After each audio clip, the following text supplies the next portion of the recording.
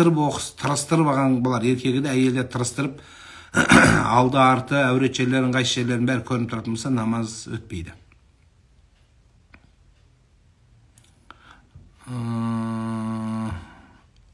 Аға ауыра беремін дейді, докторға бар. Дәрігермен кеңесіңіз.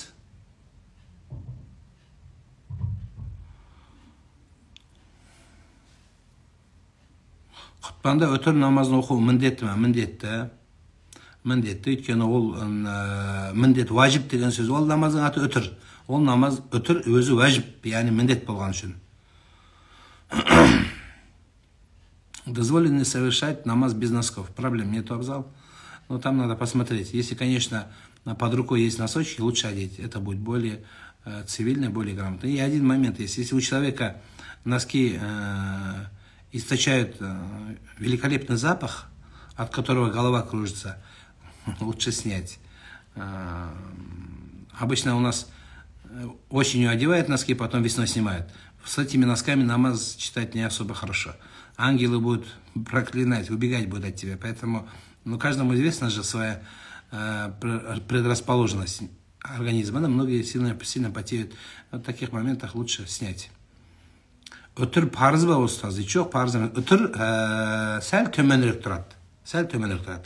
Айырмашылық неде дегенде ғалымдар айтады, өтірге қарсы шыққан адам кішкене қарсы сөзі діннен шықпайды деп айтады. Бұл қарсы шыға береді деген сөз емес. Әкеміздің құлпытасы ағарып кеткен, өзгертуге бола ма? Жоқ жан, өзгертпе. Қазақ дәстүріне тиіспейді, шариғатта да тиіспейді. Өлген адамның қабіріне тиіспейді. Өлген адамның қабірінің үстіне қызықпай, астына қызықпайсыздар ма?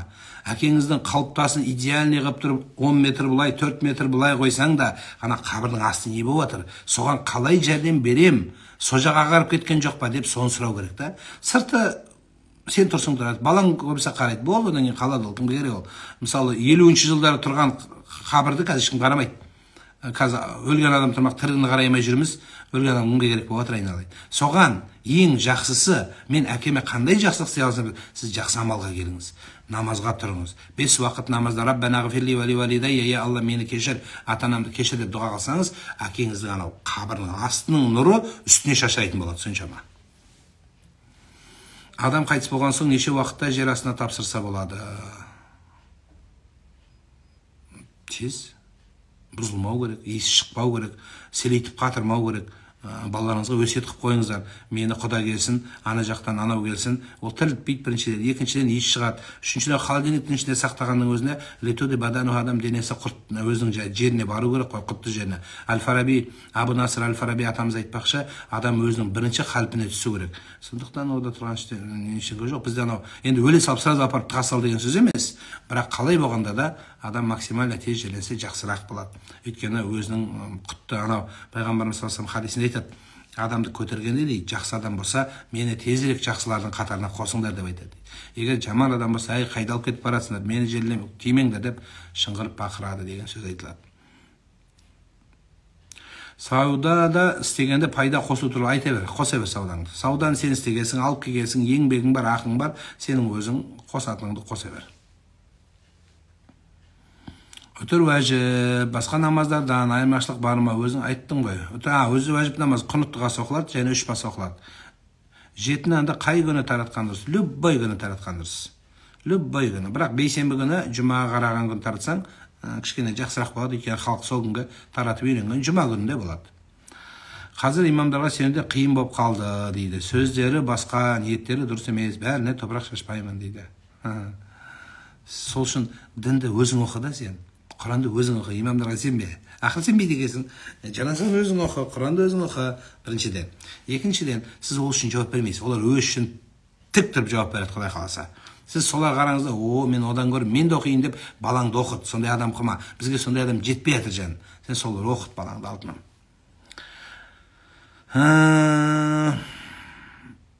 Намаз оқығым келеді, қалай бастасам болады? Тік тұрып бастай беріп атам. Үлкендер өзгеру керек деп қоймай отырым. Әкемнің апалары өзгеруге болмай деп естігесін айтсам көнбей отыр дейді. Тасым ба? Әкеге баланы парыз деп. Жоқ. Айт оларға. Мен сөзімді айт. Тиіспесін деп айтты. Ол қазақ тиіспейді деп. Олар айта береді үлкендер. Әкең тасын керемет қып қойып өздерің қырылысып, жобалап, төбелесіп, соттан шықпай жатсаңдар, бір-біріңді жек көрсеңдер, бір-бірің кетіп қалғаннан кейін жамандасаңдар, отырып алып келін қалаш болып, бауыр басқа болып отырып жамандаса, бауырмен араласпаса, оның памятнигі 65 метр болып тұрғанда не пайда? Біз енді анау сыртқа жағымпаздан үйреніп қалдық. Қазір заманның өзі сол екен ғой. Іші сасық болса да, сырты жылтыр тұру керек. Конфеттің іші құрттаған болса да, коробкасы әдемі болу керек. Анау іші пасық болса да, іші таза, сырты таза болу керек. Сондай жылтырақ заман болып қалды енді. Не істейміз енді?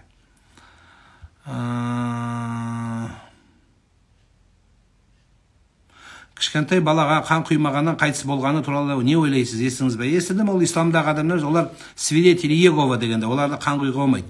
Мұсылмандар бізді қан құямыз, керек десе органда береміз, бұда тұрған ештеңе жоқ. Бұл біздікі емес. Сол үшін айтқанбыз өкіметке уақытысында, бізге басқа діндердің керегі жоқ, ағымдардың керегі жоқ бізге дегенбіз.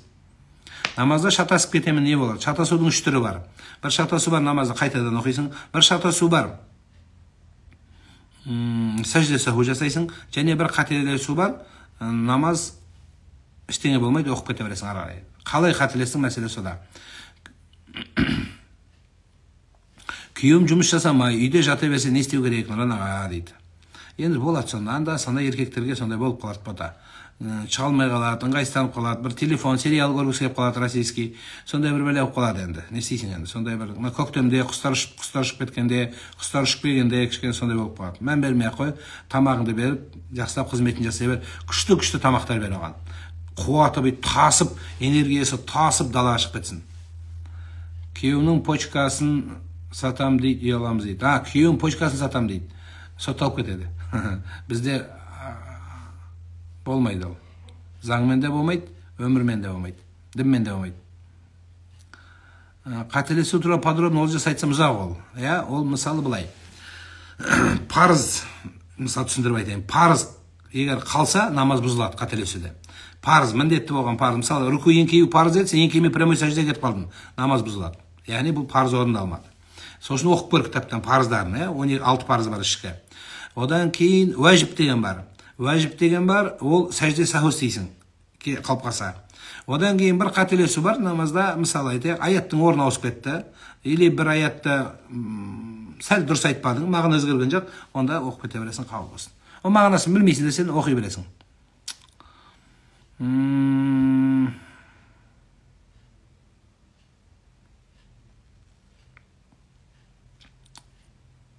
Канело Альварес шығып жатыр. Боксқа қызықпайды. Қызығам, бірақ менің қазағымның өмірі, қазағымның жақсылыққа бұруы маған миллион Канелодан артық. Бір Канело өліп, бір қасын, чатағым жоқ. Менің қазағым аман болсын. Менің елім аман, бәрі аман болсын. Бірақ енді менің халқым имандылығы, жақсы сөз тыңдағаны бүкіл әлемнің Канелосынан артық. Таң намазын ғана оқимын, 3 жыл болды, 5 уақытқа қашан келуге болады? Ойбай-ау, жаным ау, 3 жыл деген өте көп. 3 жыл деген не деген, өмір-ай, алтыным ау. Значит, қасыңыздағы адамдарды кішкене реттеу керек деген сөз болады. 3 жыл өте көп. Мен дұдық едім дейді. Құран оқысан қояды.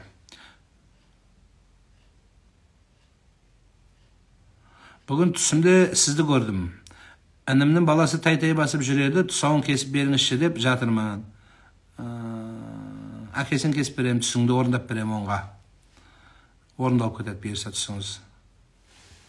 Сізден айтып жүресің, мен анау-мынау емеспін деп. Мұсылмандар шырша ағашын екпейді деген рас па дейді. Еге береді, бірақ бұл жерде мәселе бар да. Мысалы, кішкентай шырша ектіңіз, 50 жылдан кейін не болады? Табақтай шырша болады, не болады ол? Не жемісі жоқ, көлеңкесінің астына жатпасаң, ағаш адамға пайда алып келу керек. Енді оның тек қана фотосинтезге пайдасы бар. Фотосинтезге хвойы жақсы береді дейді, жаңа оның өз бір пайдасы бар. Бірақ жалпы жемісі бар ағаш еккен біздің қазақ дәстүрі ғой.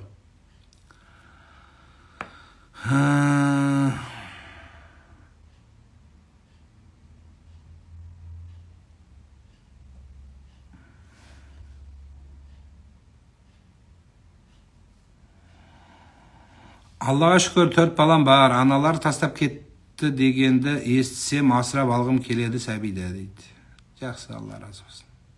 Жүрегіңіздің кеңдігі. Жолдасым ішеді, харам жерлерге барғым келмейді, үйде Құран бар, өзім намаз оқимын, үйде адамдар әкеледі ішуге дейді. Намазыңыз қабыл болады. Сол намазда дұғаны көп жаса, Жанар. Көп дұға жаса. Алла Тағала күйеуіңізге, жүрегіңіз, біз де дұға жасап қоямыз бұйырса. Баланы асырап алғаның неше жасында айтуға болады? Ақыл тоқтатқанда айтасың. Түске сенуге бола ма дейді, әлбетте. Көп боқтап қоямын, қалай қоюға болады? Жақсы сөздерді қосасың. Құдайға шүкір, альхамдулилля, тоба, жаратқан жасаған, машалла, альхамдулилля. Боқтап алды, альхамдулилля десең, сөйтіп өзіңді тәрбиелейсің. Басқаша вариант жоқ. Боқтан соң, Құдайдан қорқу сәл кем деген сөз.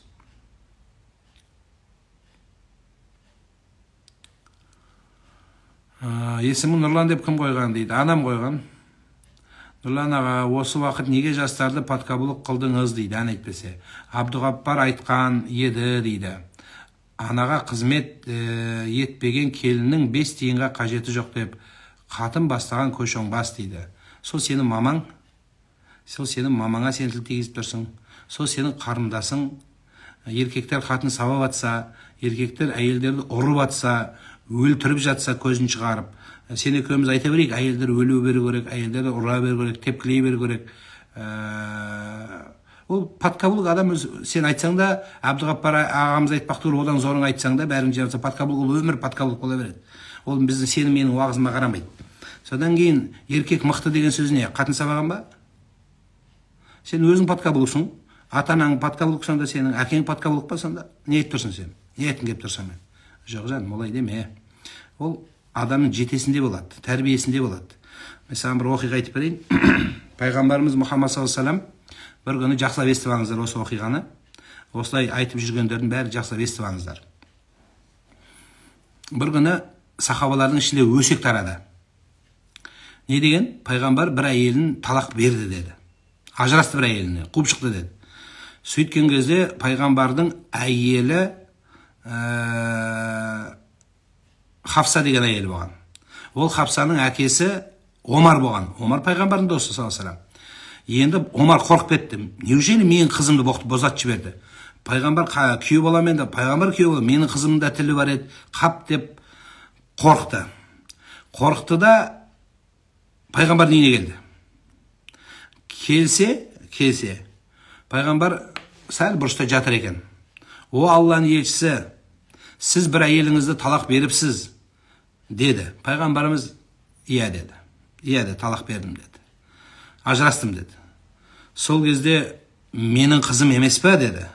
Менің қызым Хafsa емес пе деді. Бір риуаятта Хafsa еді деп айтады, иә деп. Бір риуаятта пайғамбар күліп қойды дейді, жымиып.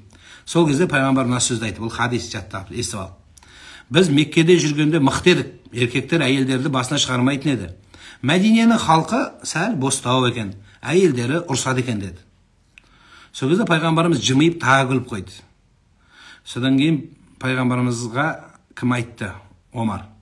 Мен қызыма айттым деді. Сен Айшамен ерегісіп, Айша ол пайғамбарға жақынырақ саған қарады. Сен қалжыңда бір пәле сөйлеп, пайғамбарды ренжітіп алып жүрме деп қызыма ұрыстым дегенде, пайғамбарымыз тағы жымиып қойды. Яғни дұрыс сенікі деп. Сонда Алла Тағала әміріменен сол талақ берген әйелін қайта алды дейді. Мәселе осыда. Сондықтан алтыным. Сонда кейін қызына келіп айтты, осылай дегенде, ода тұрған не бар? Біз сөйлейміз деді. О, Айша да қалжыңдайды, мен де қалжыңдаймын деген сөзі бар. Сондықтан пайғамбар саллаллаху алейхи ва саллям өзі барып, пайғамбардан әулемесін сен. Анау, мен де ешкімде, айтқан адамдарың да ешкім. Бетіп киімдерін ілісіп берген. Ол подкаблық болмайды. Әкең ауру, шешең ауру болса, әкең мен еркекпін барып жұмысын істей бер демейді. Түсінікті ме? Сен өзің үйленбей тұрып, на колени тұрып, предложение жасайсың. Енді сол сенен подкаблық шықпағандығы мен шығады. Оны еркекпін деп ұрып соғып, қызыңды тепкілегенде, Құдай бұйырса мен есіме алатын боласың. Қызыңды ұрып, көзін ағызады күйеу балаң. Сол кезде молодец, подкаблучник болма.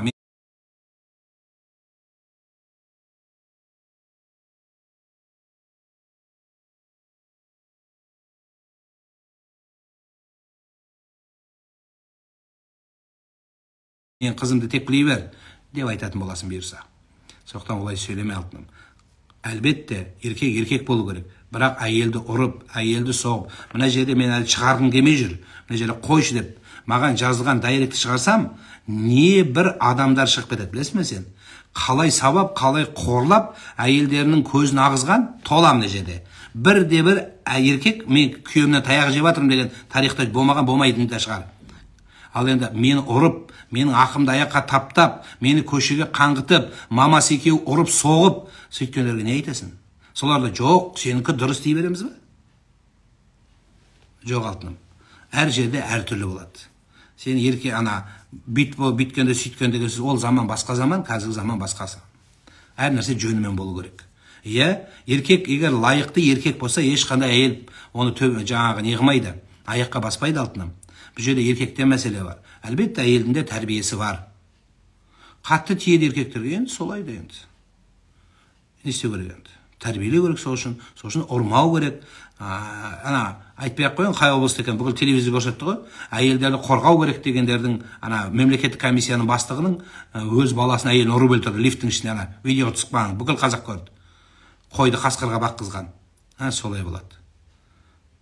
Жылаған. Сонда анау маған айтып еді, сіз ата-ананы сыйлау керек, ата-ананы бүйту керек дегенде, сол ата-анасы екеуі мені тепкілеп жатса дейді. Сонда мен не тұрып ата-ана сыйлау керек дегенде, сіздердің уағыздарыңызды тыңдап, ата-ананы сыйлап кетем бе дейді.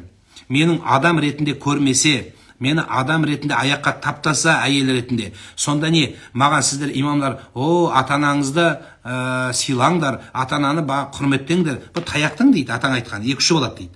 Түсінікті? Таяқтың екі ұшы болады. Сен жақсылықты талап ету үшін жақсылықты сіңір дейді. Құды сол сияқты ата-анам бар деп үшін сен өзің ата-анаңа дұрыс қара. Сен өзің қалай сол әрекет жасайсың, соны әйелге айтасың, сен сыйлау керексің. Сен өзің сыйлай алмай жүрсің оны. Әр нәрсенің жөні болады жаным.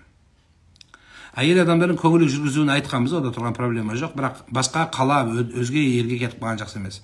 Саху сәжде қайда кетті? Саху сәжде туралы айтасыз ба, қалай айтады? Иә, қателесу сәждесі дейді жаным оны. Ол қателесу сәждесі 3 жағдайда жасалады. Әрқайсында себебі бар. Бірінші себебі парыз кешіксе, екіншісі уәжіп кешіксе, және уәжіп орындалмаса. Ақша майлағанның күнәсі қалай дейді. Түсінбедім. Ана базардағылардың жасайтыны бар дейді. Сауда жасап берсең, бет, ұры, тауарды айландырып жібеді, қалдап етеді. Содан саудасы деп аспа қара ұшады дейді ғой. Құдай сақтасын, ондай дұрыс нәрсе болмайды. Шетелде жүргенде дейді, жануардың қалай сойылғанын білмесең, етін жеуге болады ма, әлде жей беруге бола ма, шошқадан басқасынан дейді. Қазір Антарктиданың қасында, қазір айтам, Дикси деген арал бар. Сол Дикси аралында өткенде жігіттерім қырғыздар маған жіберді, не бар екен? Халал магазин ашыпты. Дикси деген аралда. Кішкентай полуостров ол. Енді сөз жерді ашса, сен айтқан шетеліңді явный 100% халал магазин бар жан. Сен просто ернесің. Первейді алып жейсаң депті. Жоқ, сен іздесең, табасын батам. Ашуланғанда көп айтып қоям дейді. Әңгіме. Адамды ашулан өлтіріп өндірсің, қап бекер өлтірдің бой деп айтқан. Не пайдадан? Өзі пайғамбарымыз саллаллаху алейхи не айтады? Сабырдың ең жоғарғысы қай уақыт дейді? Соққы келгенде, қиналған кезіңде дейді. Я момент хабар еседі. Кейін 2 сағаттан кейін қап бекер боқтап қойыппын десек. Мысалы, адамды ұрып алып, майып қойып өлтіріп алсаң, қап бекер өлтіріппін, жайырақ ұрым керек дегенде не пайда? Переживать еткенде. Сол моментінде ұстау керек та.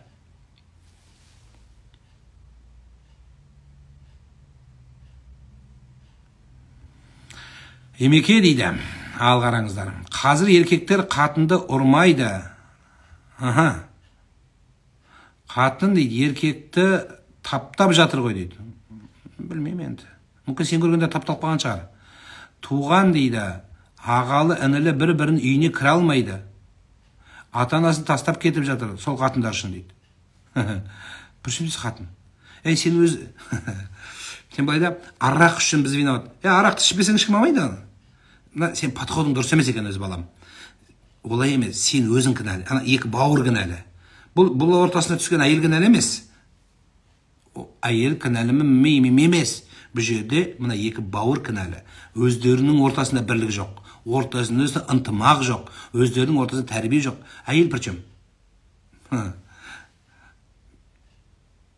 Міне жазып жатыр, әне. Ақмарал деген апаң жазып оқыш. Мықты еркекті дейді, ешкім де таптай алмайды дейді. Болды, жауап сол. Мәселе келінде емес, әйелде емес. Қатын ішінде қойды. Жоқ, бауыр үшін. Бауырының өзінің кемі.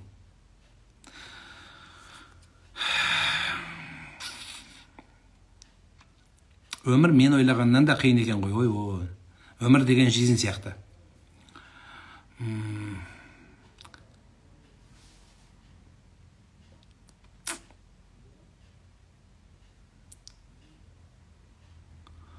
Ва алейкум ассалам ва рахматуллахи ва баракатух. Сен таң атпай әйелдерге жынданып отыр екенсің. Тамақ жамадың, тамақ шай іш тұр. Телефонда WhatsApp арқылы берген талақ қабыл болады ма? Егер анық талақ сөздермен берген болса, өтіп кете береді. Намаз бастамас бұрын күйеуімнен рұқсат алу керек па дейді. Жоқ, Құдайдың бұйрығына рұқсат қажет емес. Мы часто просим обо всем Всевышнего, но есть две вещи. Один важнее другого. Как лучше просить все параллельно? Все можно подряд просить.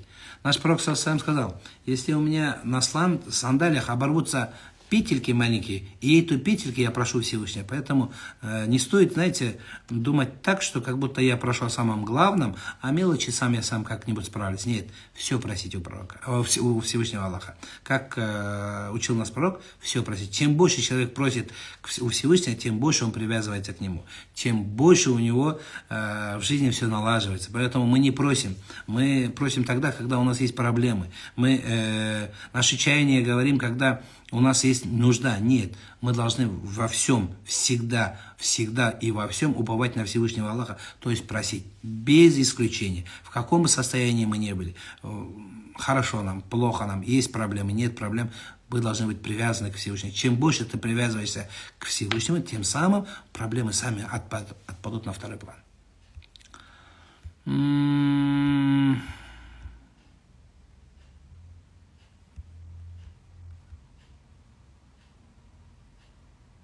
Үш жасар бала мысықты өлтіріп қойды дейді. Бала мысықты, соны уайымдап жүрмін дейді. Енді не айтамыз енді? Өліпті енді ажал жеткен мысық шығар, уайымдамаңыз. Бала, 3 жасар бала өзінің істеген ісіне не бере алмайды, жауап бере алмайды, сондықтан енді мысықтың да енді ажалы кеп тұрған мысық екен. Барсын. Көңіл айтпаймыз мысық өлді деп енді.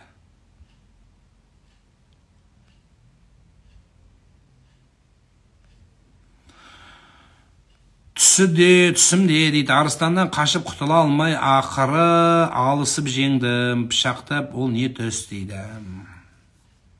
Ұрыс түсі. Біреуменен тіл салғыласу түсі. Пышақ ол тіл болады, арыстан сенімен бір салғыласатын адам болады. Баласы жоққа берген Аллаға, нейді? Баласы жоққа бала берген Аллаға қарсы шығу. Баласы жоққа дейді, бала берген Аллаға қарсы шығу емес па дейді. Жоқ, күнә ғой ол. Яғни бұл жерде қарсы шығуда емес мағына. Мағына баланың тағдыры мәселе сода. Жылан көрсе өлтіру керек дейді, сол рас па? Үйдің ішінде болса алтыным, аман келді. Үйдің ішінде болса біреуді шағып қою мүмкін, басқа жағдай болуы мүмкін, айдалада кетіп бара жатқан, өзімен өзі поляда, өзімен өзі айдалада джунглиде кетіп бара жатқан, ұшып барып оны қуып өлтірсең күнәлі боласың. Өлтіруге болмайды барды.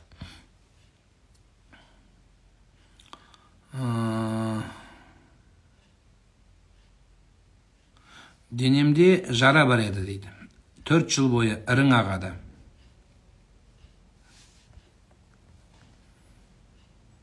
Қайда кетті?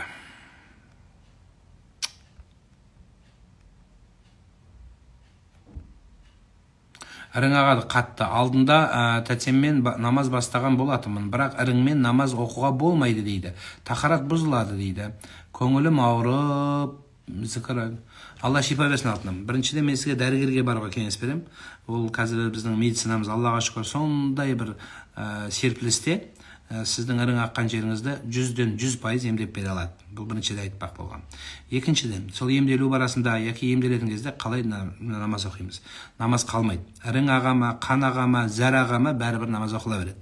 дәрет бұзылмайды ол жағдайда. 5 уақыт намазға 5 рет дәрет аласыз. Мысалы, бір адамның мұрны қаны тоқтамайды, зәрі тамшылап тұрады, немесе тоқтамай жел шығарады, тоқтамай ірің ағады.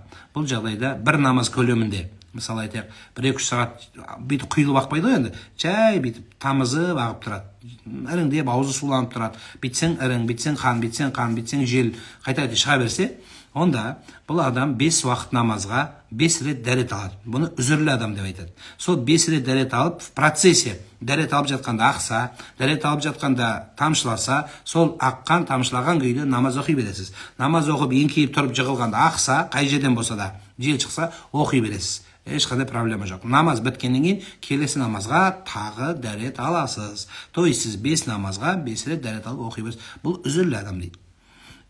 Егер дәрет алуға шама болмай қалса, сондай дәрежеде болсаңыз, онда құрғақ таямым деп қойып, дембімен дәрет аласыз.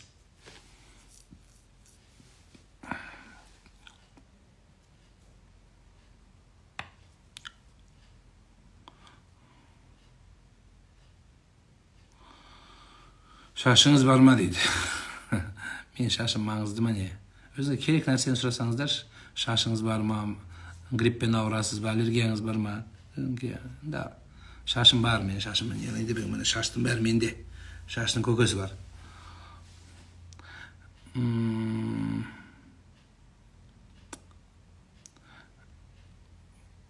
Хиджаб киген қыздардың көбісі неге 200-ді болады дейді. Субханалла, енді адам ол адам ол, пенде. Сіз ондай ойлап қалмаңыздар, идеал болып кетеді адам деп. Енді ол Алланың әмірін орындаған әртүрлі адам бар. Ағайындардың ішінде де болады, әртүрлі нәрсе болады. Оны біреуге қарап өмірі қабылданбайды да. Мысалы, сондай адам көрсең, ой, мен мұсылман болмаймын деп айтуға келмейді ол, Жолдасымды ата-апасы баққан, сол үшін туған бауырлары бөлектеп араласпайды. Жолдасым араласқысы келеді, іштей тынады дейді. Сондай болып қалады. Біздегі жаңағы бір асырап алғанның бір қателігі осыда.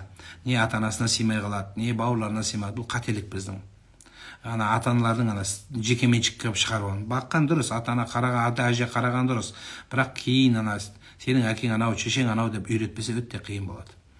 Аға, үйге кіргенде құрбандық шалып, қан шығару керек дейді, сол дұрыс па? Бұл жерде қан шығарып, үйдің ішіне қан жағып, соседтерге, подвалдарға, подъездерге қан жағудың керегі жоқ. Бұл жерде түпкі нәрсе не? Түпкі нәрсе қуанышыңды бөлісің, қазақ айтады, көбейеді дейді. Сол жақсылық болсын, құтты болсын, біз ағайындар келеді, бәрі жақсы ниетін айтады, молда шақырасың, уағыз айтады, Құран оқиды, дұға қылады, жақсы бір амал болады да. Махрды беру екі түрлі болады. Некенің үстінде беру бар, және некеде кешіктіріп беру бар. Максимально тезірек берген дұрыс, өйткені әйел адам айнып кетеді. Сондықтан тезірек берген жақсы. Бірақ негізі өмірдің соңына дейін деп айтылған. Орамал тағып жүріп дейді, орамалын алып тастағаны күнәсі ауыр ма дейді. Сонда не деген сөз? Мысалы, егер сіз, мен қазір таққан жоқпын, ертең тағам, содан кейін барып айнып кетіп жатсам, онда күнә үлкен болады деп, соны естігім кеп тұр ау деймін. Жоқ, таққансаң да, тақпасаң да күнәсі бір. Тағып барып шешсең де дегенім ғой.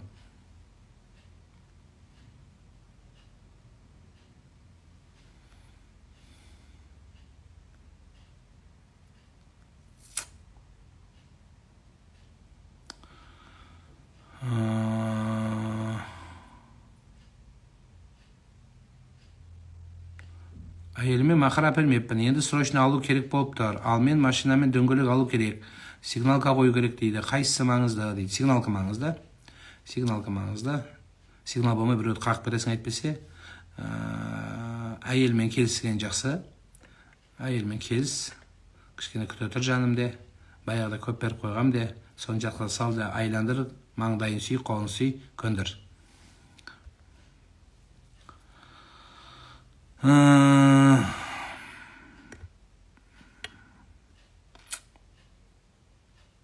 Түс жүру кітабы дайын, тек қана 1-2 жерлері бар. Приложениеміз бұйырса тесттің үстінде тұр, өтіп жатыр. Кішкене уақыт керек, өйткені 1 рет қосқаннан кейін адамдар 2 рет қайтпайтындай болу керек. Ассалаумағалейкум ұстаз, тәңіршілер көбейіп барады, маған сенің құдайың пайғамбарыңа түкіргенің бар дейді.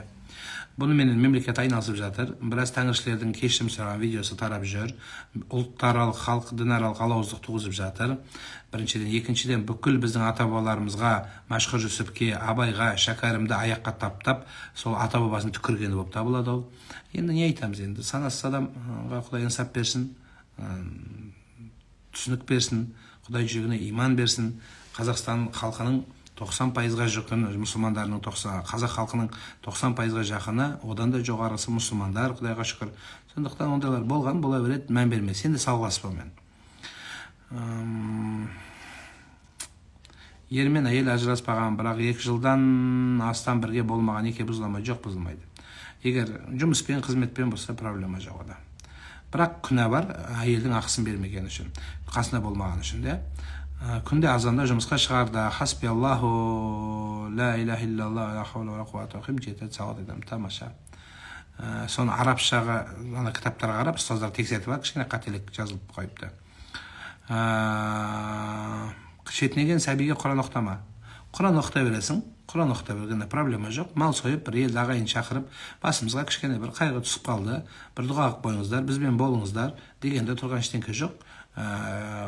Ол күнәсіз бала, періште бала. Басқа ата-бабаңа Құран оқытпау не, артық бола ма не? Оқыта бер. Қайынатам умраға барып келе жақ. Енді үйге келгесін ас беру маңызды ма дейді.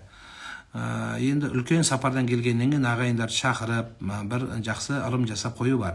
Бірақ соңғы уақыт осы қажылықтан келгендерге үлкен красный ковровый дорожка дегендей бір нәрселер төсеп, оны бір табытқа салып көтеріп, оны коронавать етіп, оның үстіне лампышка жағып, астына әтірлер сеуіп, аяқтарын жығылып, қолын сүйіп, жайнамаз төсеп, кілемдердің үстінен ол талтаңдап өтіп, ол кілемнің бәрін бөліп алып деген сияқты нәрселердің бәрі тым артық дүние.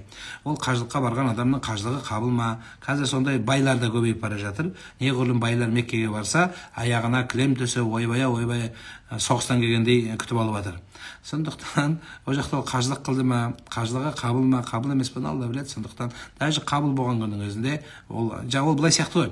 Мешіттен келген адам, мен мешіттен келдім деп бәрі жығылған сияқты. Құрбан шалса, мен құрбан шалдым деген сияқты дүние, жай нәрсе ол. Керек емес нәрсе. Коронавать етіп оны бір теге бір Сұлтан Сүлеймен қылып қояды, сәл керек емес нәрсе.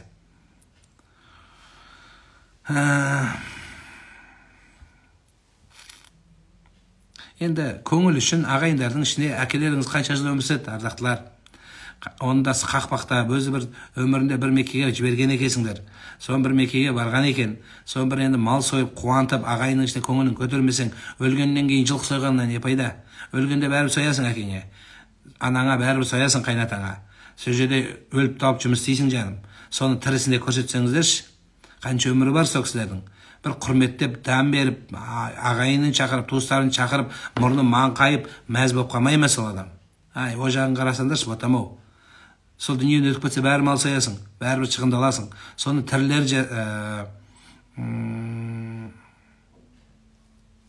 жақтарыңды жаса жаным. Жемқорлар жайлаған ел дамиды деп, Алла қолдайды деп ойлайсыз ба? Сонда қомды. Жаным-ау, Алла причем здесь? Жемқорға Алла тағаланың қатысы жоқ қой, біз күнә істеп жатырмыз. Сен жасап жатсың, сенің ағаң жасап жатыр, нағашың жасап жатыр, туыстарың сол. Сен тұратын жерде туысқандарың бәрі бастық жетінен. Солар жасап жатыр. Солармен антикорға өткіз, қойдырайық, ел болып құталысайық. Жемқорлықты қояйық та енді. Сен жасама, мен жасамайын, жасағандарды антикорға өткізейік. Сөйтіп барып, заңды қатайтып барып қоямыз, не істейміз енді. Күйеуім христиан дінін ұстанып кетті дейді. Не істеуге болады? Сен де ұстан дейді. Егер анық солай болған болса, сіз айтқандай, орталарыңызда неке жоқ. Аға, қызым мүшелі, 13 жасқа толады, садақаны кімге берген дұрыс дейді. Ағайындарыңызға беріңіздер, туыстарыңызға. Одан кейін қызды мүшеліменен тоқтатып қоймаңыз. Соған қазір ең тәрбиенің, мейірімнің төгетін уақытында тұрсыз. кийим тараттык болды деп кызым колунда жакшы телефон бар, жакшы өмүр өтүп атыр деген кателик болот. Үлкөн кателик, үлкөн өкүнүч ол. Жакшы тәлим тәрбие, имани, ата бабанын жолу, жакшы жет ата Куран окуп үйрөнсүн, Алланы таанысын, эртең өкүнүчтө калып калмайык. Алтыным. Сол жагына жаса жаным. Биринчи мүшөлө 13-тө, содан кийин 12 миң кете берет. Эсептей бериңиз карындашым өзүңүз, жаннама. Жадыра. Анам өмүрдөн өткелі 2 жыл болды. Өзімді ештеңе зауқым жоқ. Өзімді кінәлі сезінейім дейді. Енді құр сезінгенде не пайда? Енді жәрдем берсеңізші анаңызға. Анаңыз сізге көмегіңізге мұқтаж. Раббана ғфирли, я Алла мені кешір. Вали дайя, әке шешемді кешір деп айту, дұға қылу міндетіңіз емес пе? Мен өзімді қинадым, өзімді қинап жатырмын, өз ауқым жоқ. Не пайда? Не саған пайда жоқ, ауру болып бітесің. Не марқұмға пайдасы жоқ, қайғырып қиналады ол. Не керегі бар жылағаннан, қайғыра берген. Сағынасың, дұрыс. Сағыныштың жаңағы көрінісі жылау емес. Марқұмды сағынғанның көрінісі телефонның WhatsApp-ына, статусына, сториске суретін қойып қою емес. TikTok-тағы приложениялар арқылы аузын жыбырлатып сөйлету емес. Видеосына қарай отырып жылай беру емес. Ода шанс жоқ, дүниеден өтті о кісі. Сенде шанс бар. Сол кісіге құлшылық қылып, дұға қылып артынан жасау сізге шанс бар, Алла беріп қойды. Түсінікті ме жан? Сондықтан сол кісі сіздің жәрдеміңізге мұқтаж, 100% мұқтаж. Сіз соған көмек беріңіз. Хадисте келеді. Өлген адам суға батқан адам сияқты. Суға батқан адам көмек сұрайды. Маған жәрдем беріңдер дейді. Сіз оны біз естімейміз, ләйліп жүрміз. Мал сойғанымызға мәз болып. Мал сойумен бітпейді, дұрыс, мал сойдың, жақсы азаматсың. Болды ма сонда? Енді келесі жылға дейін жата бердік қояды. Ол дұрыс емес, жаным. Күнде дұға қыл, алтыным. Күнде бата қыл, өзің өміріңді өзгерт. О сиырдың басына түскен дүние бұзауға да түседі дейді қазақ. Соған келген тағдыр сізге де жетеді бұйырса.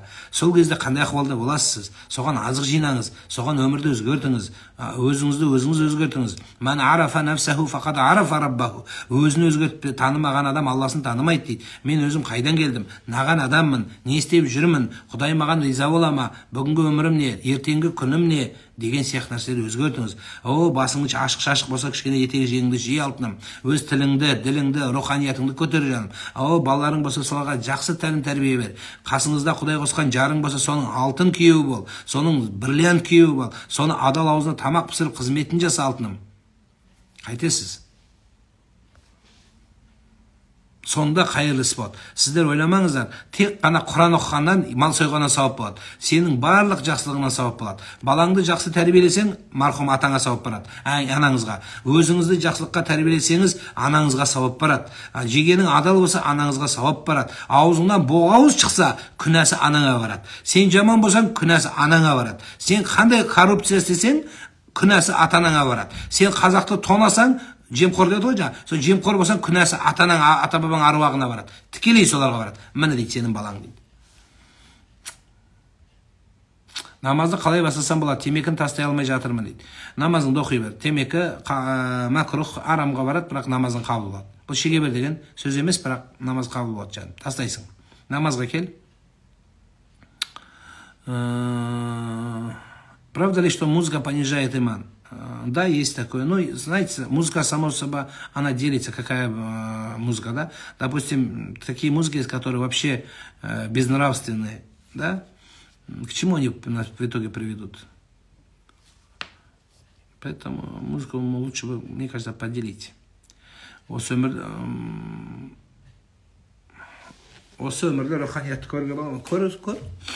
Ата-бабаңның кітабын оқы, соның бәрі руханият көресің сол жерден. Бізде бар ма деп өзің сұрайсың. Бізде емес, өзімде бар ма деп сұрайсың.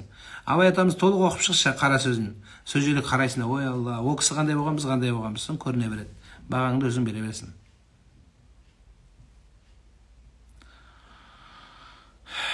Эко туралы айтыңызшы. Эко бала көтере алмаған жағдайда дәрігердің көмегіне жүгіну арқылы, сенімді дәрігерге жүгіну арқылы, ері мен әйелі некедегі адамдардың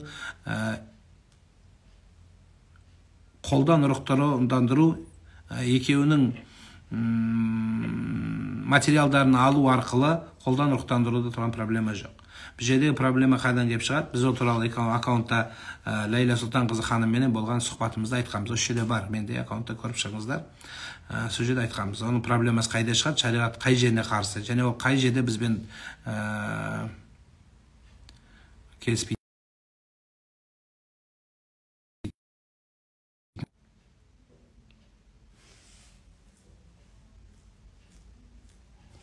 О, Сәкентай, қалайсың жаным? Қажеке, хабарсыз кеттің ғой. Почему государство против учебы в медресе детей не дают учиться ребенку с 12 лет? С чего вы взяли? Вне уроков, то есть в виде дополнительных уроков, после занятия обязательной школы, в качестве факультатива, без проблем. Можете отправлять в мечеть, можете приводить в мечеть.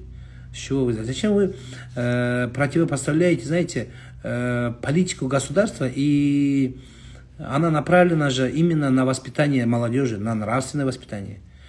А что? Вечером что вы делаете? Предвечернее.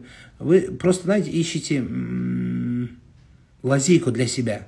Нет. Государство заинтересовано в грамотности своего граждан. Государство заинтересовано, чтобы было все устами правового закона, в правовом поле должно быть, не ущемляя ничьи права. Мы гордимся, что живем в нашей стране. Поэтому здесь ошибка, то, что вы говорите. Да, есть моменты, которые мы не особо, может быть, поддержим, но это наше право. Да, есть другие варианты. Но ребенок должен учиться в школе. После школы проблем нет. И почему он должен учиться в медресе, во-первых? Почему вы не обучаете? Вы должны сами обучать. Вы сами должны учиться.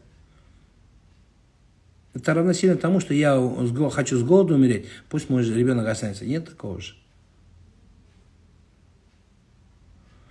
Психология сабағын мектепте енгізсе екен, дұрыс емес. Дұрыс емес ол. Психологияны вообще балаларға жолатпау керек. Психологияның, балалардың психикасы психологияны қамти алмайды. Сіз ол тұрмақ, өгіздей адамдар психологияда не екенін білмей жүр. Елдің бәрін өзі адасып, елдің бәрін адастырып жүр. Өткенде айтқан мен ол туралы. Бір минут, бір сағат сөйлескен 60 мың теңге алады. Қазақта сенің праваң бар. Өткенде маған бір әйел келді жылап. Балам гей болып кетті дейді. Гей туралы сұрап жатқан. Соны гей болып бара жатыр деген психологқа апарсам, психолог бүйтіп айтады дейді. 5 психологқа бардым дейді. Ну, прими, ол оның выборы ғой деп айтады дейді. Ей, сен денің дұрыс па? Мен балама қандай көмек берем десем, мен бұны адам, бұл қазақ, бұл табиғат, бұл еркек бұл десем, жоқ, он девушка деп айтады дейді. Соны ойлаймын дейді, сен мына психологтың өзін докторға апару керек қой деп айттым дейді. Сен маған көмек бер десем, ол алыпты. Прими, какой он істепті ғой. Онда біз баламызды принимать ете берейік, қызды қыз демей, ұл дейік, ұлды қыз дейік. Я так хочу десе, я это его выбор десе, не боламыз біз? Қоғам не болады, ел не болады, жастар не болады, болашақ не болады? Дұрыс емес ол. Психологқа вообще жолатпаңыздар балаларыңызды. Вообще ата-анадан артық психолог жоқ жер бетінде. Қайдағы психолог балаға? Ата-бабаның дәстүріне, салт, санасынан басқа қайдағы психолог керек сіздерге? Сен өзің психологқа бар. Уже жасың бәленбайға келіп, әлі есіңді жинай алмай жүр, саған керек шығар, уже психологты жәрдем бермейді онда. Ал енді психотерапевт болмаса. Кішкентай жас балаларды миын улап, ата-ананың жоқ, сен өзің біл, өзің қабылда, сен өзің шешім қабылда дейді. Не ақымақты сөз ол?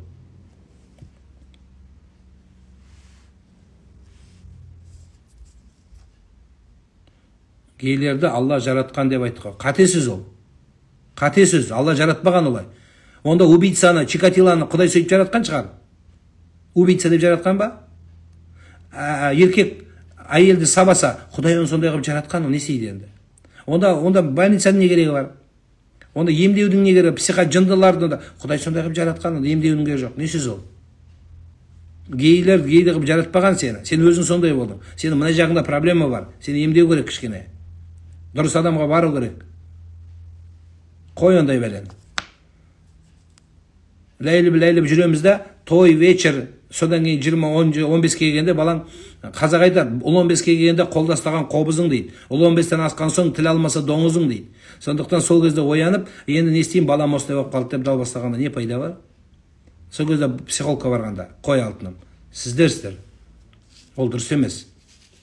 Ешқандай психолог керек жоқ ата-анаға. Мектептегі балаға вообще психологтың керек жоқ. Заң бар бізде. Біздің мемлекетіміз заңына мен ризамын. Психолог, ешқандай психолог кәмелет жасына толмаған баламен сөйлесе алмайды.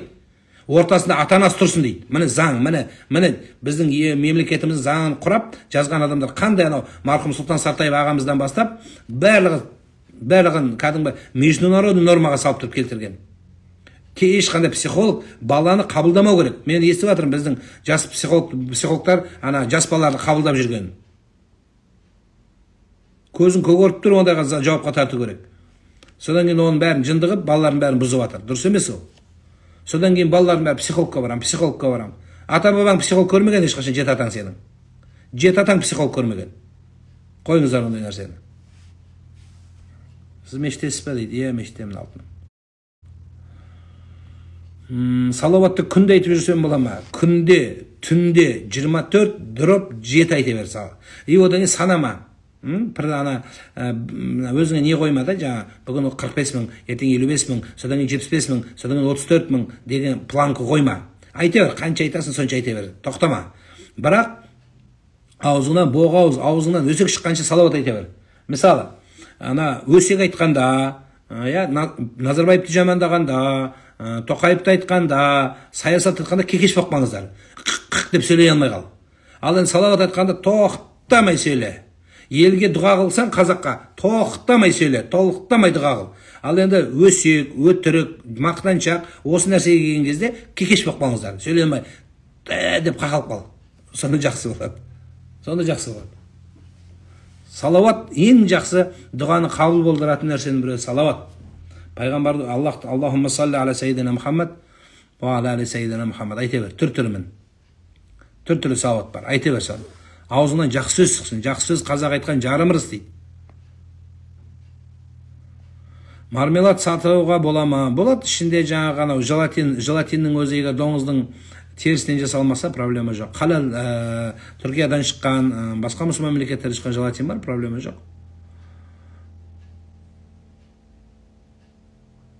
Сол барлық мектептерде психологтар не үйретіп жатыр? Соны сұраңыздар. Директорға айтып қойыңыздар, басын қатырма мен баламның. Мен баламның ең психологы менмін. Анасы менмін, менен артық психолог жоқ жер бетінде. Әкесі бар оның де. Әкесінен артық психолог іздемесін бала. Кіріп алып, сенің балаңмен сөйлесіп, басын қатырып жындығымасын ол психологтар. Сіздер. Әлбетте сіздің көмегіңіз болмаса, онда үлкендер бар.